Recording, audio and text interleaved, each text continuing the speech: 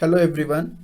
In this video, we will study control abstract for divide and conquer strategy. So suppose we want to solve one problem. We assume that problem as P. And if the size of problem is N, N means it can be anything. It is the size of input. And if the size of problem is very large, then we can divide that problem into smaller sub problems. Say P1, P2, P3 till Pk. Means you can divide main problem into any number of sub problems. So now we have divided large problem into smaller sub problem. Now these small problems can be solved individually to obtain their solutions. So you can say for problem P1 the solution is S1. For problem P2 the solution will be S2. For problem P3 the solution will be S3, like that. For problem Pk the solution will be Sk. So all these problems are individually solved. So once we have solution for these sub problems, now we can combine these solutions into single solution to get the solution for the main problem.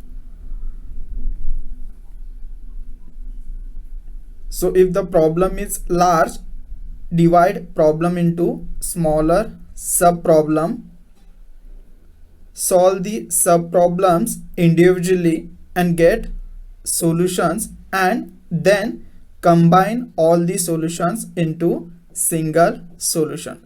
So suppose even the divided sub problem is also large, then you can divide the sub problem into smaller sub problems again and solve the problems individually. One important thing while applying divide and conquer strategy is that whatever is the given problem, the divided sub problems should remain the same as that of main problem. We will take one real life example to understand this concept better. So suppose a given problem is to conduct an event in our college. Then organizing an event is very big task. So we can divide this task into number of parts. So preparing for stage decoration, handling the catering work, managing the audience, handling the games during event, taking care of guests, removing the setup at the end of event. So in this way we can divide the work and we can conduct an successful event. But even though we have divided the problem into smaller parts, it's not a divide and conquer strategy, because the task which we have divided is not same. They all are different tasks. So this is not a divide and conquer strategy. In divide and conquer strategy, even the smaller problems should be the same. Now we will take one different example. Suppose a given problem is to clean our college area. So even cleaning entire college is also a very big task. So we can divide the area of college and can assign particular area to individual and tell them to clean that area. So here we have divided a given problem into smaller problem And even just like main problem, in smaller problem also the task is same, that is cleaning. So this particular problem you can say that it can be solved by using divide and conquer strategy. Now we will see control abstraction for divide and conquer strategy, or you can say general method for divide and conquer. First is algorithm name, that is D and C, and we are passing one parameter P. So here P is the given problem. So in algorithm, first we will check whether the given problem is smaller problem or larger problem.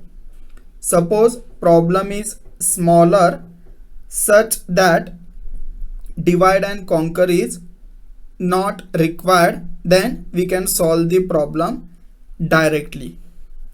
So this is possible when there is only one input. So for that there is no need to divide the problem, you can directly solve the given problem. So for that we can write this statement: if small of P, then return S of P. So here small of P means small problem and S of P means solution to that small problem. So this statement states that if problem is small, find the solution directly.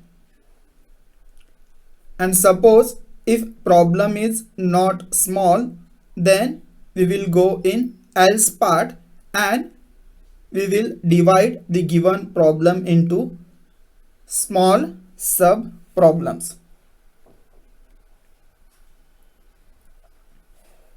So this is the statement: divide P into smaller instances P1, P2, P3 up to Pk, where Pk should be greater than or equal to 1.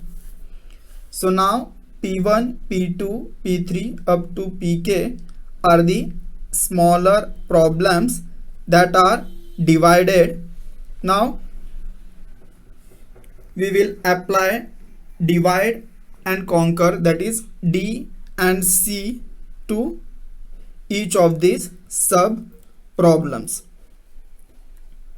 So here what we have done is that these smaller problems we will calculate by D and C method recursively, and finally after getting all the solutions to the smaller problem, we will combine the solution into single solution. So after combining all these solutions, we will get the final solution to main problem.